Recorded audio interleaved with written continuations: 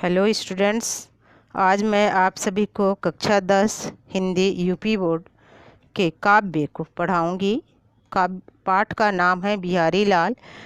कविवर बिहारी लाल। बिहारी लाल का जन्म 1603 ईस्वी में ग्वालियर के पास बसुआ गोविंदपुर नामक ग्राम में हुआ था और इनके पिता का नाम केशव राव था। ये बचपन से ही बड़े कुशाग्र बुद्धि के थे और कहा जाता है कि ये शाहजहां के दरबार में भी गए थे और बड़ा सम्मान वहाँ भी मिला था, लेकिन वे बहुत दिनों तक वहाँ नहीं रहे।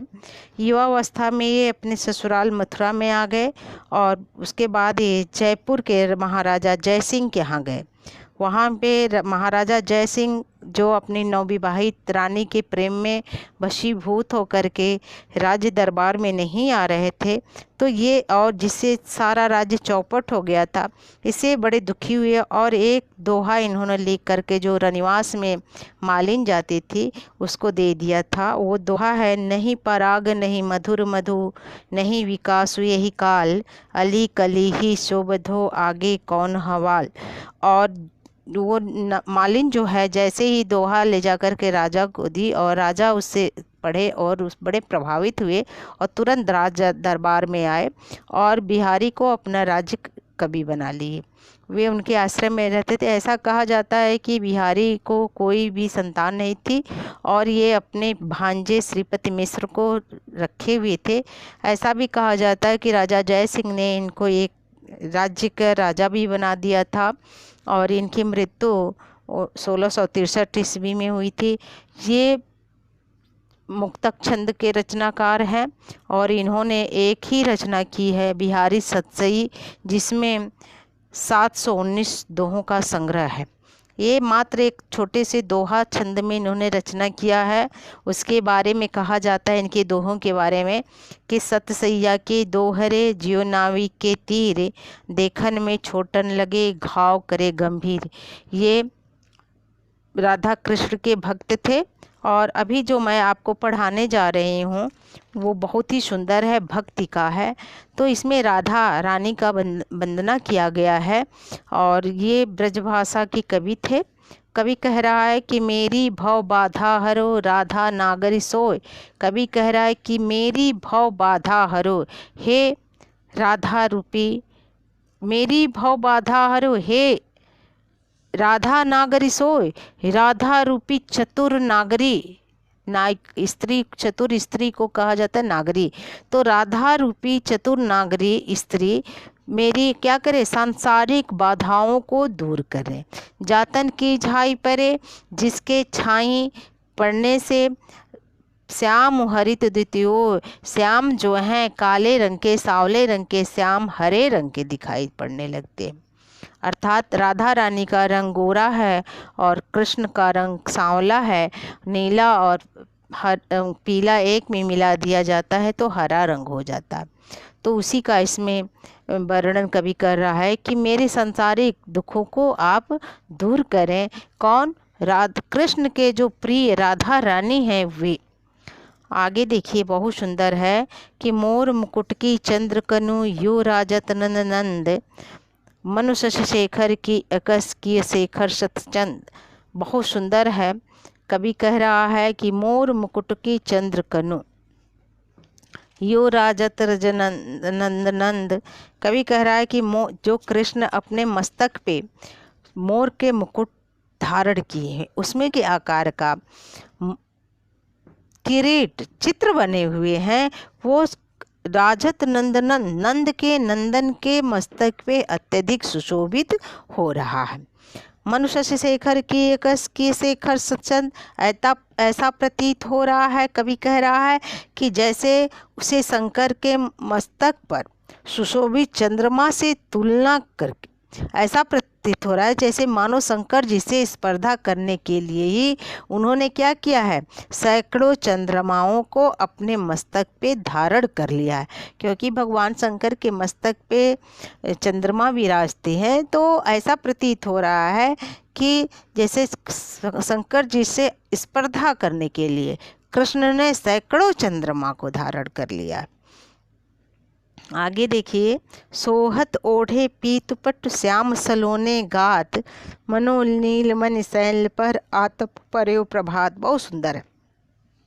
कवि कह रहा है कि कृष्ण जो है जब पीतपट सोहत ओढ़े श्याम सलोने गात, श्याम जो अपने सांवले शरीर पे, गात मने शरीर होता है, सोहत ओढ़े पीत पर, जब पीताम्बर, पीत मने पीला, पट मने वस्त्र, जब पीताम्बर पीला वस्त्र ओढ़ते हैं तो अत्यधिक सुंदर लगते हैं और सुशोभित हो रहे हैं। और ऐसा प्रतीत होता है जैसे मानो, उत्प्रेक्षा अलंकार है इसमें, मनु मानो जनु जानो जहाँ होता है वहाँ उत्प्रेक्षा अलंकार होता है।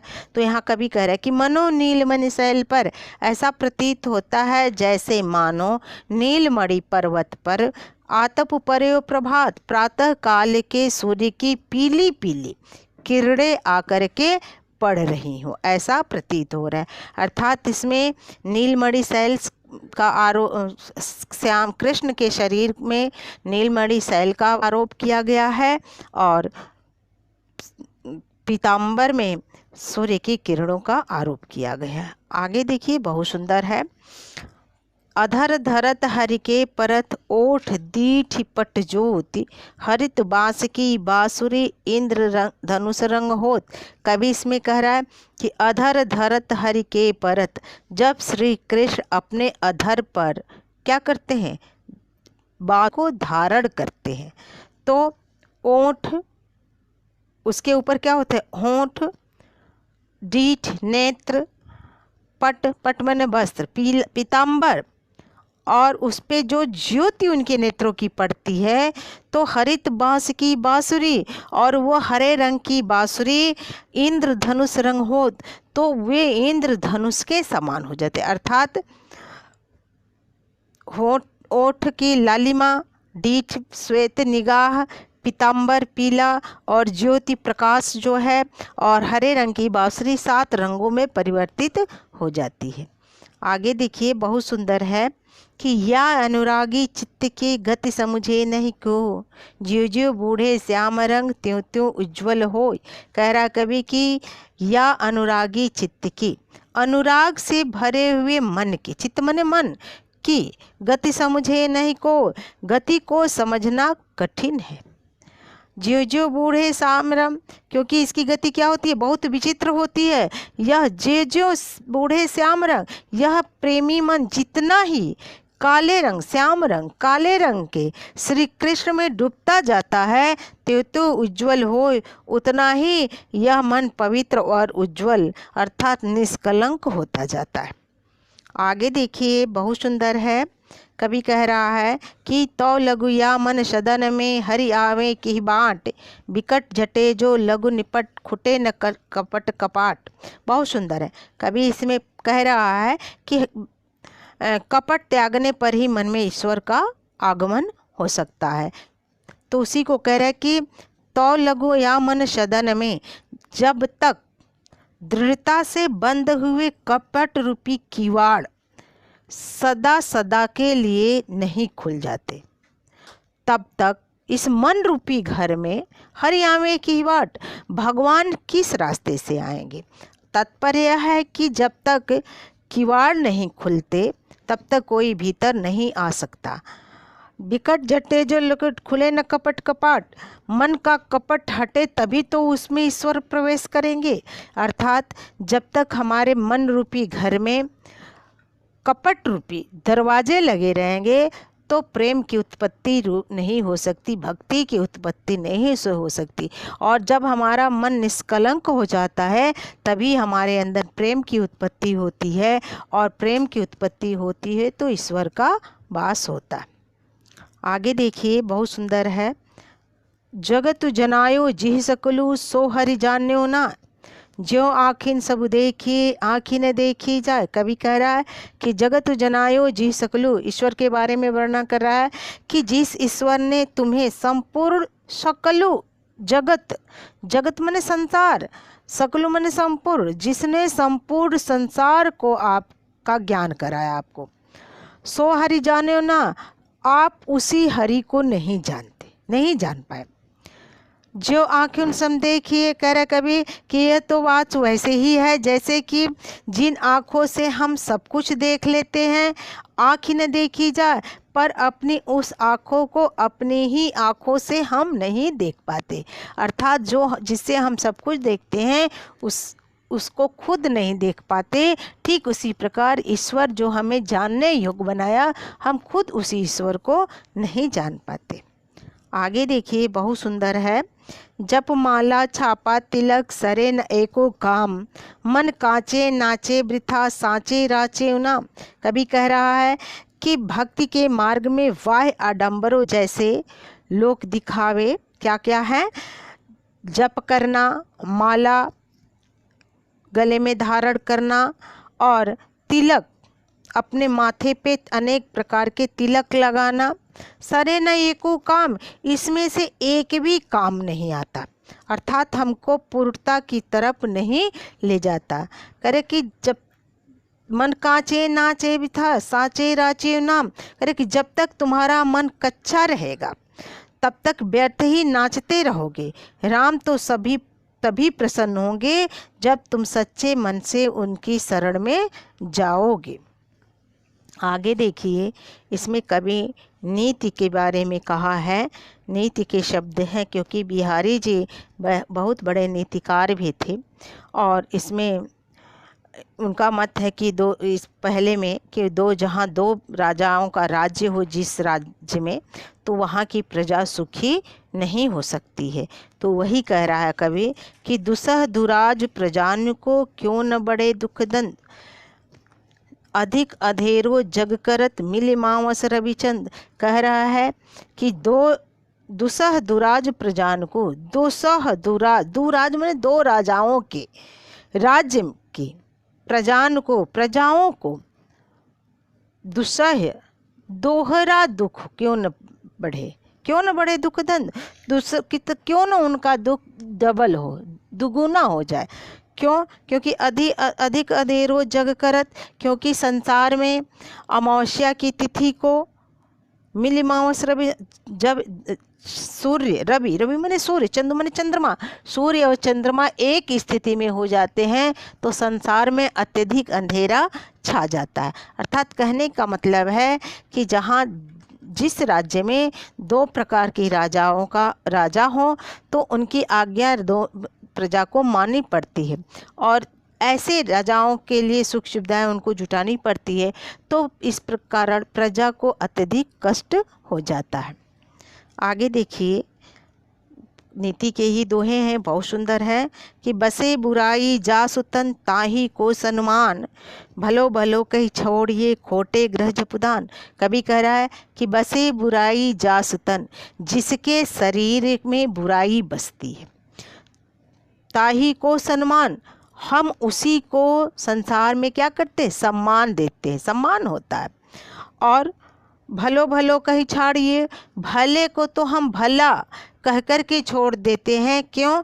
क्योंकि छोटे ग्रह जो दान, लेकिन किन छोटे ग्रह जो होते, क्षुद्र ग्रह होते, उनको हम दान जप आदि करके उसको शांत कराते हैं। जिस प्रकार संसार में अच्छे ग्रहों के तो हम कोई पूजा पाठ नहीं करते, लेकिन जब बुरे ग्रह शनि और राहु हो तो उनका हम जप तप आदि दान से उसको शांत करवाते हैं। ठीक उसी प्रकार इस संसार में अच्छे सज्जनों के लिए हम कुछ नहीं करते, क्योंकि सज्जन तो कभी बुरा नहीं करेंगे, लेकिन बुरे लोगों का हम ज़्यादा सम्मान करते हैं। आगे है, बहुत सुंदर है कि नर और नल नीर की गति एक एक कर जो, नर मने होता है मनुष्य, और नल नीर की, नल नीर मने पानी। कह रहा है कभी कि मनुष्य और जल के नल की गति एक एक कर जो, दोनों की गति एक ही जैसी होनी चाहिए, समझना चाहिए। जैसे जेते नीचे हो चले, ये मनुष्य जितना ही झुक करके विनम्र होकर के चलता है, वह उतना ही क्या होता है? महान होता है, श्रेष्ठ होता जाता है। ठीक उसी प्रकार जल का नल जितनी गहराई से बोर होता है उसका पानी का फोर्स भी उतना ही ऊपर होता है। तो कभी कह रहा है कि जेते नीचे हो चले, जितना ही ये दोनों मनुष्य और नल का पानी का नल जितना नीचे जाता है उतना ही ऊंचा होता है। अर्थात व्यक्ति जितना विनम्री होता है वह उतना ही श्रेष्ठ होता जाता है, महान होता जाता है। और नल का बोर जितना नीचे गहराई में होता है उसका पानी का फोर्स उतना ही ऊंचा होता है। आगे देखिए, बहुत सुंदर है। बढ़त बढ़त संपत्ति शललू, मन सरोज बढ़ जाए, घटत घटत पुण्य ना घटे, बरु समूल कुम्हलाए। बहुत सुंदर है। कह रहा है कवि कि बढ़त बढ़त संपत्ति चललू, कह रहे कि जिस तालाब में कमल होते हैं उस तालाब में जब पानी बढ़ता है तो बढ़त बढ़त संपत्ति चललू, संपत्ति क्या होता है, कमल की नाल भी ऊपर उठ जाती है। और जब पानी समाप्त हो जाता है तो कमल का नाल समाप्त नहीं होता है।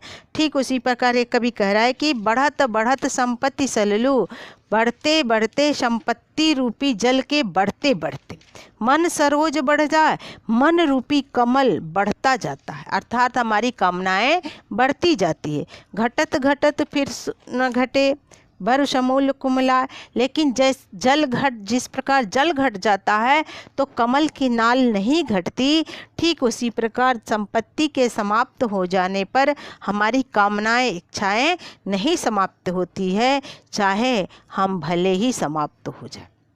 आगे देखिए, बहुत सुंदर है कि जो चाहत चटक न घटे, मैलो होई न मीत, रज राजस न छुआई तो नेह चेकुनो चित। कवि कह रहा है कि हे मित्र, यदि तुम चाहते हो कि तुम्हारे चित्त मन चटक अर्थात उज्जवल, मन की उज्ज्वलता कभी कम न हो तो क्या करें, उस पर मैलो होए न मित्र और मित्रता न कम हो तो रज राजस न छुआइए, तो उस प्रेम रूपी तेल से चिकने चित्त पे रज रूपी, अहंकार रूपी, गर्व रूपी, क्रोध रूपी रजोगुण धूल को मत चढ़ने दीजिए।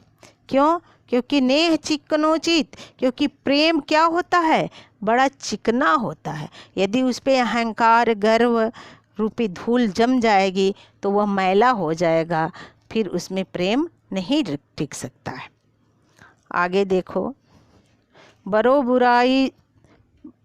बुराई जो तजे तो चित डरो खरा डरात, जो निकलंक मयंक लखी घने लोग उत्पात। बहुत सुंदर है कि कवि कह रहा है दुष्ट व्यक्ति के बारे में कि यदि दुष्ट व्यक्ति अचानक अपने स्वभाव में परिवर्तन कर दे तो उससे और सावधान रहना चाहिए, क्योंकि वह और भी उपद्रव करने की संभावना उसकी बनी रहती है।